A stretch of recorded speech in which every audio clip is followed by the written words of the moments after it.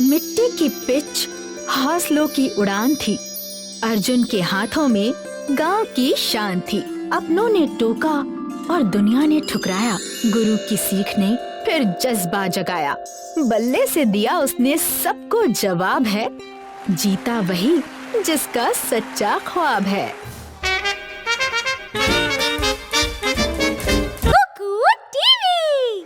गांव के खुले मैदान में अर्जुन अपने साथियों के साथ क्रिकेट खेल रहा था। क्रिकेट उसके लिए केवल खेल नहीं था, बल्कि उसका सपना था। हर शॉट के साथ उसकी आंखों में भविष्य की चमक दिखाई देती थी। अर्जुन, क्यों क्रिकेट में अपना समय खराब कर रहे हो? तुमसे कितनी बार कहा है कि क्रिकेट तुम्हारे जैसे लोगों के लिए नहीं बना। मुखिया जी, आप मुझसे ऐसी बातें क्यों करते हैं? इसीलिए कि तुम्हारे ऊपर तुम्हारी जवान बहन का बोझ है। तुम्हें अपना ध्यान काम धंधे पर लगाना चाहिए, ना कि क्रिकेट पर, क्योंकि तुम्हारा भविष्य क्रिकेट नहीं है। तुम कभी भी अच्छे खिलाड़ी नहीं बन सकते।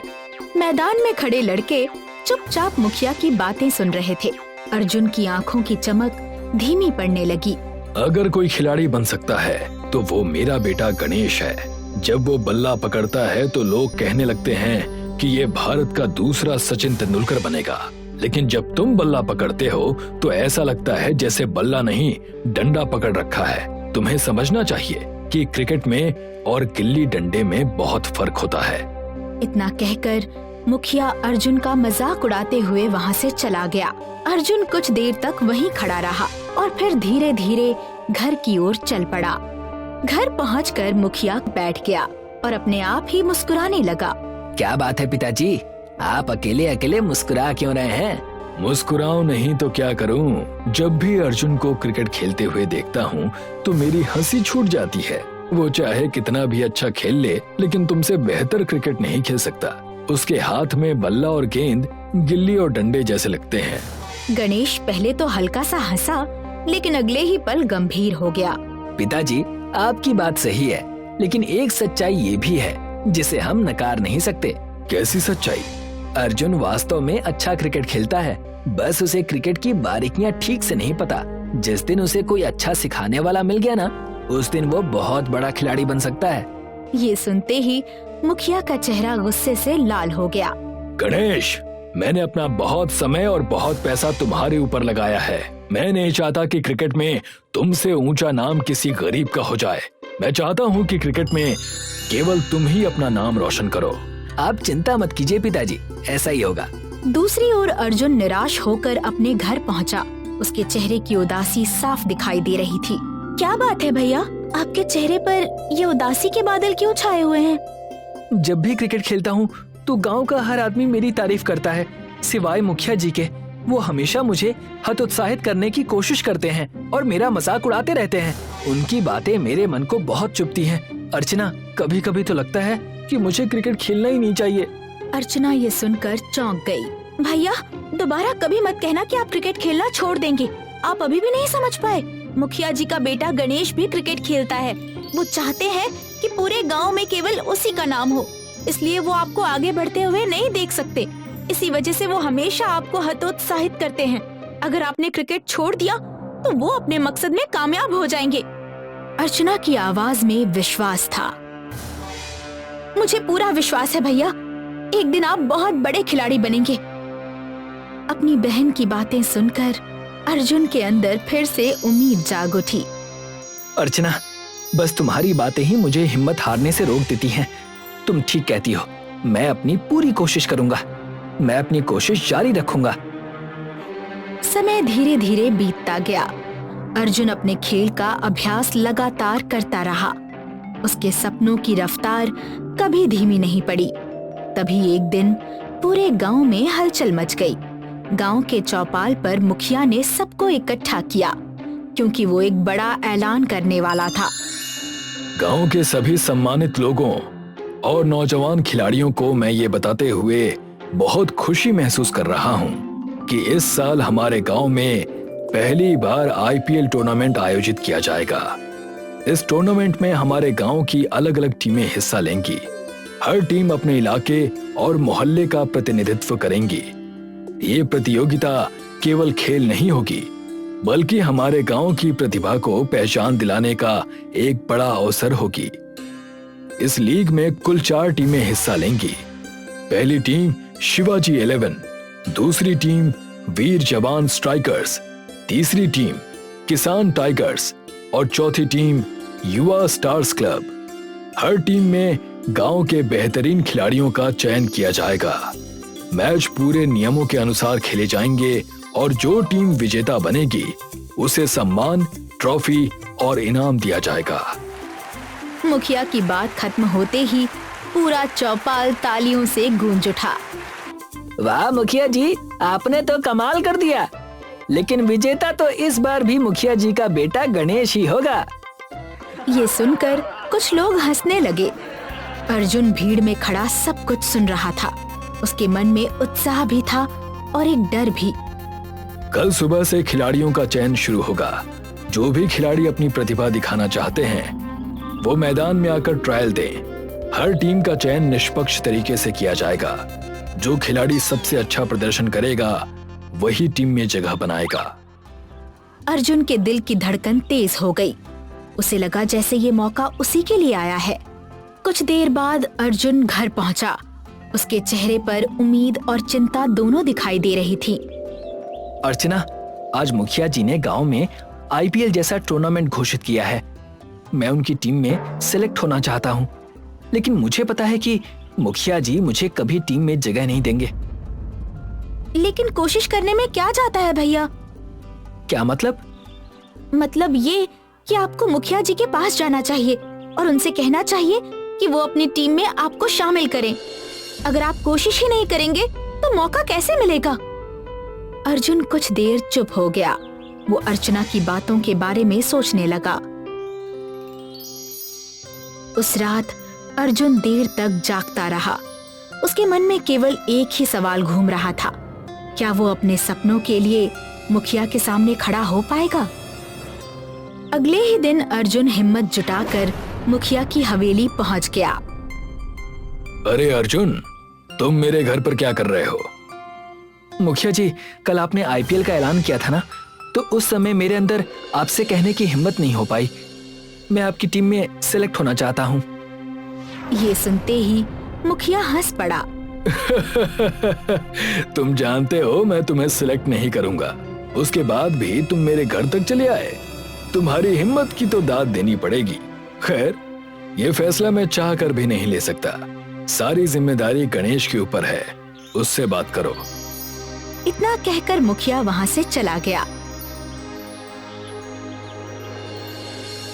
गणेश, मैं तुम्हारी टीम का हिस्सा बनना चाहता हूँ।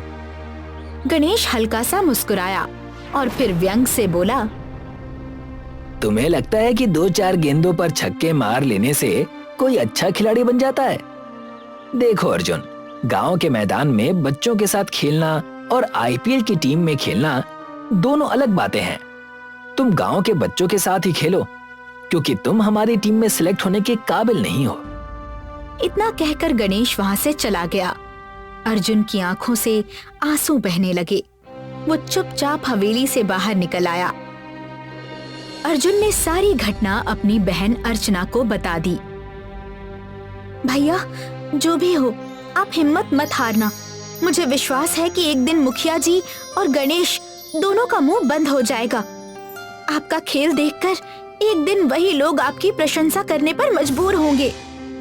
अर्चना की बातों ने अर्जुन के टूटते हौसले को फिर संभाल लिया।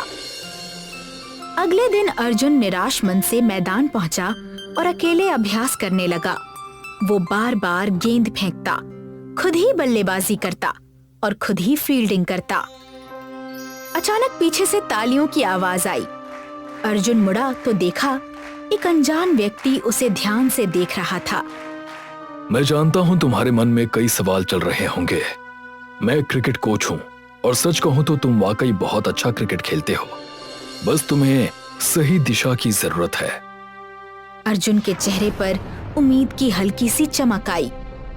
अगर तुम्हें सही ट्रेनिंग मिल जाए तो मेरा विश्वास करो, क्रिकेट के मैदान में तुम्हारा मुकाबला कोई नहीं कर पाएगा।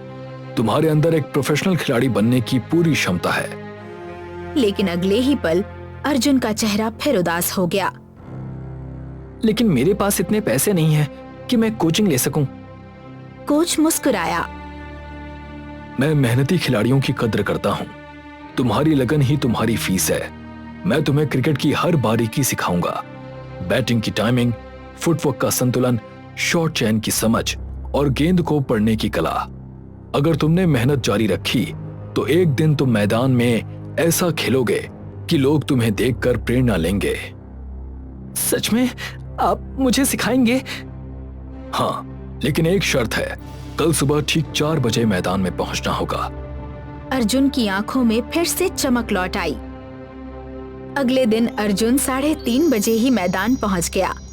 उसकी लगन देखकर कोच मुस्कुरा उठा। बहुत बढ़िया अर्जुन, यही लगन तुम्हें आगे लेकर जाएगी। ट्रेनिंग शुरू हुई। बैट ऐसे नहीं पकड़ते, ग्रिप ढीली रखो। बैट का फेस सीधा रहना चाहिए। जब गेंद आए तो केवल ताकत से नहीं, टाइमिंग से खेलो। अर्जुन ध्यान से सीख रहा था। अब फ्रंट फुट आगे बढ़ाओ, आंखें गेंद पर रखो और शॉट सीधा खेलो।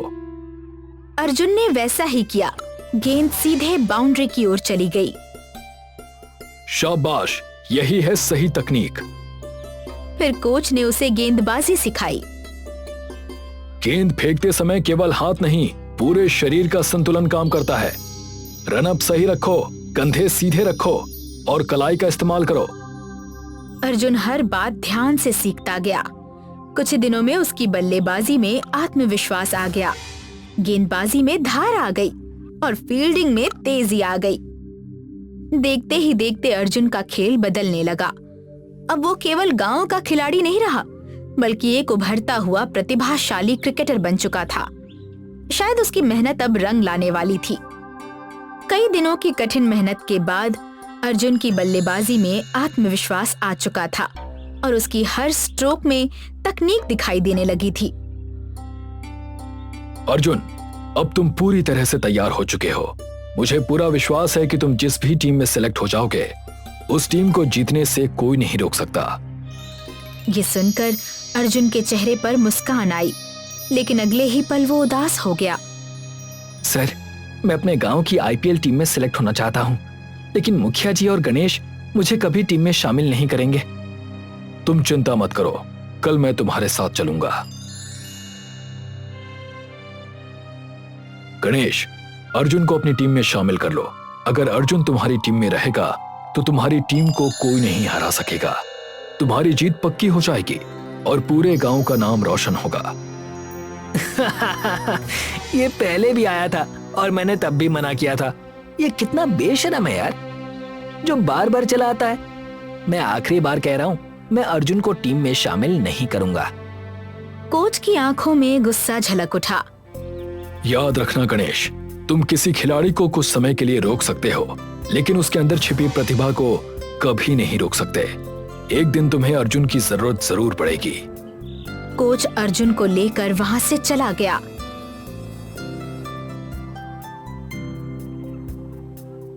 अच्छा किया तुमने उसे टीम में शामिल नहीं किया।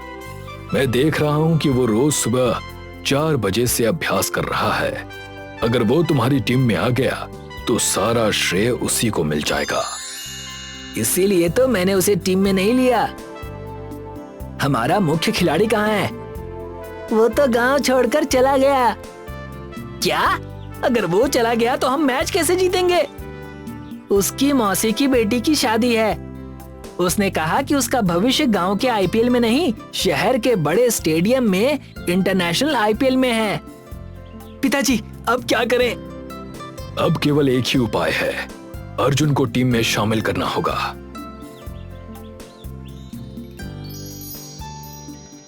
अर्जुन, मैं तुम्हें अपनी टीम में शामिल करना चाहता हूँ। हमारा खिलाड़ी हमें छोड़कर चला गया है। उसके बिना मैच जीतना मुश्किल है। अर्जुन के चेहरे पर खुशी आ गई। लेकिन ध्यान रखना, तुम चाहे जितना अच्छा खेलो, नाम मेरा ही होगा। अर्जुन चुप रहा। मैच का दिन आ गया। पूरा गांव मैदान में जमा था। 4 टीमों के बीच मुकाबला शुरू हुआ। पहली टीम ने 20 ओवर में 132 रन बनाए। दूसरी टीम ने 140 रन बनाए। अब बारी थी गणेश की टीम की। गणेश शानदार बल्लेबाजी कर रहा था। उसने लगातार चौके और छक्के लगाए, लेकिन एक गलत रन लेने की वजह से गणेश आउट हो गया। अब पूरी टीम की उम्मीदें अर्जुन पर टिक गई। तुम कर सकते हो अर्जुन। अर्जुन ने गहरी सांस ली और क्रीज पर डट गया। अब टीम को जीतने के लिए 12 गेंदों में 18 रन चाहिए थे। अर्जुन कोच की बातें याद कर रहा था। टाइमिंग पर भरोसा करो, ताकत पर नहीं। पहली गेंद चौका, दूसरी गेंद 2 रन, तीसरी गेंद शानदार छक्का। पूरा मैदान तालियों से गूंज उठा। आखिरी गेंद पर 1 रन चाहिए था। अर्जुन ने शांत होकर शॉट खेला और टीम जीत गई। जिला क्रिकेट संघ के प्रतिनिधि ने विजेता टीम की घोषणा की। इस वर्ष के गांव आईपीएल की विजेता टीम है गणेश 11। अर्जुन को मंच पर बुलाया गया।